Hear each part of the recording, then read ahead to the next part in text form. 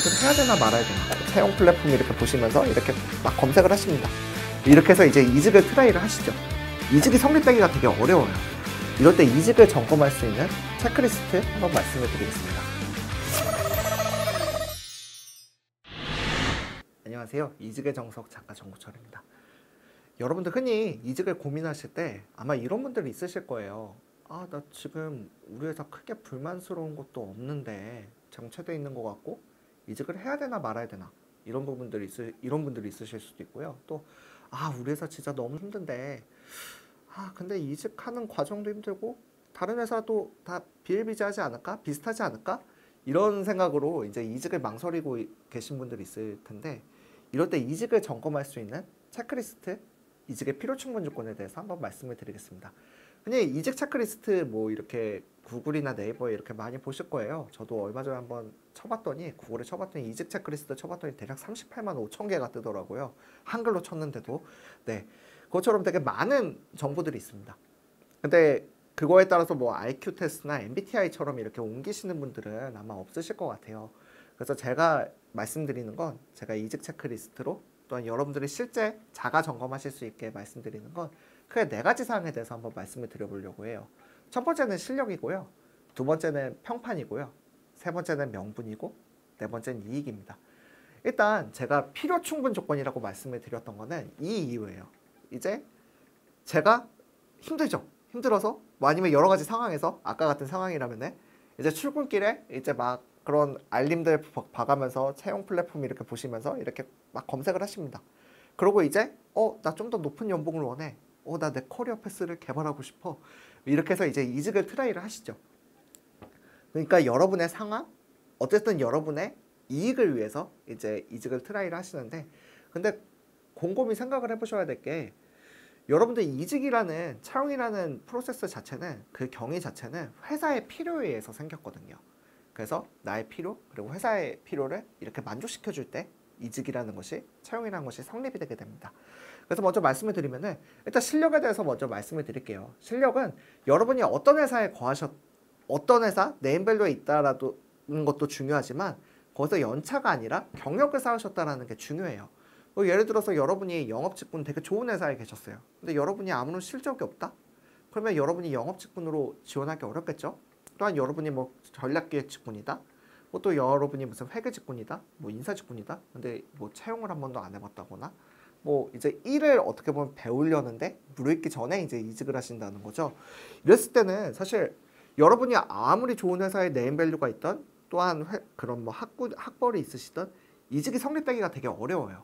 그렇게 해서 설령 여러분이 이직을 하셨다고 하더라도 그 다음에 여러분이 또한 그만큼의 또한 연차 실력을 쌓지 못한다고 하면은 연차만 쌓이고 경력을 쌓지 못한다고 하면은 여러분들의 이렇게 여러분들의 평판과 이런 이익, 연봉, 경력은 하락을 하게 됩니다. 그래서 이런 부분들 꼭 실력에 대해서 여러분들이 경력을 쌓으셔야 된다는 것 그리고 그 필요를 회사에 만족시켜줘야 된다는 걸 말씀을 드리고요. 두 번째 이제 명분이에요. 명분 같은 경우에는 이제 여러분들 지원 동기나 이직 사유가 있을 수 있겠죠. 여러분들이 이제 이 회사에 제가 앞서 영상에서도 한번 말씀을 드렸지만 왜 내가 이직을 하려고 하는지 그리고 내가 왜 이 회사에 지원을 했는지 이 부분에 대한 명분이 있어야 돼요. 이 명분이 없다라고 하면은 사실 여러분이 지원을 하시는 행위 자체도 왜가 없는 거니까 크게 무의미하다고 볼 수 있겠죠. 그리고 이 부분은 앞서 말씀드렸듯이 이력서부터 최종 합격까지 여러분들이 회식을 할 때까지 끝까지 따라다닙니다. 그래서 이런 명분에 대한 것들을 이렇게 기억을 하시라고 말씀을 드리고요. 세 번째는 평판이에요. 이제 평판조회 편에서도 말씀을 드렸지만 여러분들이 뭐 간부이든 대기업이든 외국계이든 여러분의 평판이 따라다니게 됩니다. 제가 이제 헤드헌터로서 여러 인더스트리의 분들을 만나죠. 저도 뭐 제가 제 전문 분야가 있지만 전문 분야가 아닌 부분에 대해서는 여러분들한테 묻고 배워야 돼요. 저도 되게 경청하는 자세로 배우는데 그때 이제 많이 말씀을 하세요. 헤드헌터님 저희 바닥이 너무 좁아가지고요. 이직을 하기가 너무 좀 무서워요. 두려워요. 알려질까봐 걱정돼요. 제가 여러분들의 업계를 다 정의할 수는 없지만 어느 바닥이든 상당히 좁습니다. 여러분들 건너 다 알게 돼 있어요. 그래서 꼭 평판을 지키시라고 말씀을 드리고요. 이건 뭐 나중에 여러분들이 인수인계 하실 때도 끝인상이 끝까지 남죠. 그래서 여러분이 암만 에이스로 인정을 받고 뭐 하든 간에 여러분이 끝에 정말 팍 인수인계 없이 그렇게 나오셨다. 그러면 사실 여러분이 그 직장에서도 그 다음 직장에서도 언젠가 이직을 할 때 또 언젠가 직장 생활을 할 때 발목을 잡으실 거예요. 그래서 여러분의 평판을 지키시라고 말씀을 드리고요. 네 번째, 이익에 대해서 말씀을 드립니다. 이제 이익이라면 앞서도 말씀드렸듯이 여러분의 이익은 되게 자명해요. 아, 내가 좀 더 높은 연봉을 받고 싶어.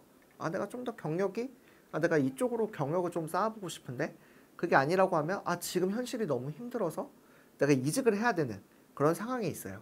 근데 앞서도 말씀드렸듯이 채용이라 하면 회사의 필요에 의해서 발생을 했죠. 그럼 여러분의 채용을 함으로써 회사에 어떤 이익을 주실 수 있는지를 보셔야 돼요.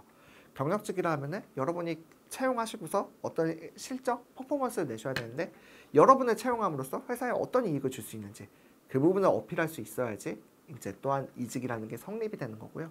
그래서 어떻게 보면 이력서도 여러분의 이력서지만 또한 한편으로는 제안서적인 측면에서 접근을 할 필요가 있습니다.